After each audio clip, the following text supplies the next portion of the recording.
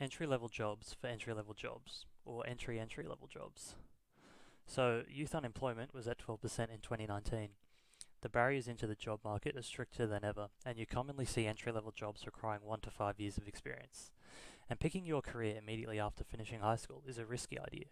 How do you know that that is what you want to do for life? So how does entry-level jobs for entry-level jobs help solve this issue? Having some sort of a history in the job market pads your resume a bit, giving you an advantage over someone with zero job experience whatsoever. Having a job can also develop your soft skills. The idea is that acquiring an entry-level job is a smaller commitment than pursuing a degree, but most importantly, work experience provides life experience. So to elaborate on life experience acquired from work experience, exposure to different industries and workforces can help you make a more informed decision about what you want to commit to as a career. It's ideal that when you hit 30 or 40, you're not having regrets about your career choices. More job experience also helps build perspective. Having had a lower paying job, it can really help you appreciate a higher paying job when you do eventually acquire one. And in my opinion, having had a job you hate is a valuable experience. So when I worked at a call center, receiving calls from customers, I hated my job. The time just seemed to move in slow-mo and the days just dragged on. When somebody didn't hang up correctly because they just put their phone down, I used to relish the opportunity and relax for a while and just stare into empty space. On a Sunday, I would feel stressed about having to go into work the next day. It was so bad I couldn't even enjoy my Sundays, and in fact I started to feel stressed on Saturdays because I knew the next day was Sunday and the day after that was work. But experiences like that made me take my career choices seriously. In my post-high school mindset, I hated structured education, but after experiences like that, I had the drive to easily get a distinction average at uni. Some little tips for applying for entry-level jobs. Maybe start thinking about working sooner rather than later. Maybe have a post-high school working gap year, and even make that multiple years if you need to. And you can compile a written list of various industries and jobs and the pathways into them by asking yourself, how can I start working in this field within 2 years? So here are some examples.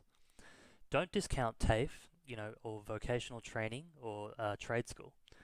TAFE is different to uni, not necessarily inferior. They have a lot of affordable courses, so go and have a look. For example, you can do a Cert 4 or diploma in nursing and get qualified in as little as 18 months. But the trade-off is that you're only qualified for some roles. Maybe you work as a nurse, decide you like it, and pursue a full degree. Or maybe you don't like it, but now you've got a decent part-time paying job while you go to uni.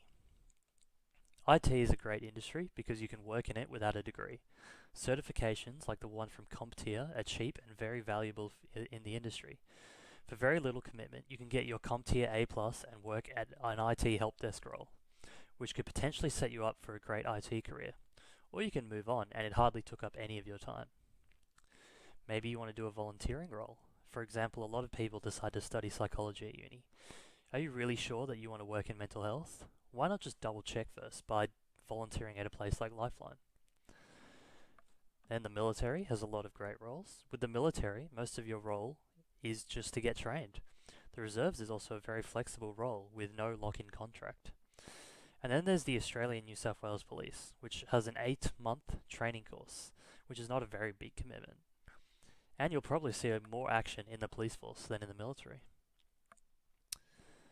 Maybe you can do a trade. I did 2.5 years of a plumbing apprenticeship. It was a pretty good experience. Maybe if you did something like that, you'd be able to do an engineering degree afterwards. And then there are some other examples like sales. Commission-based jobs might take you if you're quite charismatic. And call centers also have such a high turnover that they're generally always hiring. Maybe you already have a job, like McDonald's. Don't pass up any potential promotions like I did, because they can really be valuable depending on the paths you choose in life. So really, this presentation was about how you can continue to move forward in life whilst delaying the decision to go to uni.